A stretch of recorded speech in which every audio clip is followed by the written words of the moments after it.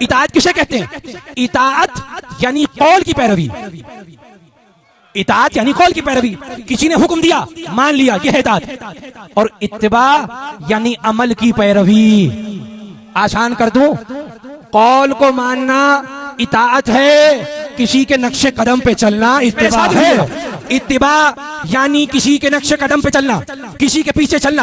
اب سنیے علی کا جملہ، نہج البلاغہ میں علی کا یہ جملہ موجود ہے۔ علی فرماتے ہیں لقد کنت اتبعہ اتباع الفصیل اثر امہ، میں بچپن میں نبی کے پیچھے، میں بچپن میں نبی کے پیچھے ایسے چلا جیسے اونٹنی کا بچہ اپنی ماں کے پیچھے چلا کرتا تھا۔ اللہ اکبر۔ جیسے بحث ہے، دیکھیں معصوم کا کلام حکمت سے خالی نہیں ہوتا ہے۔ علی نے کیا کہا؟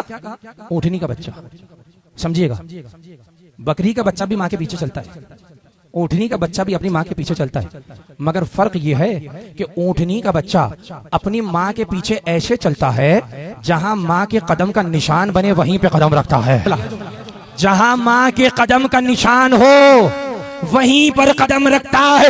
علی بتا رہے میں نے نبی کی اتباع ایسے کی ہے کہ میں نبی کے نقش قدم پہ چلا ہوں، میں نبی کے نقش قدم پہ چلا۔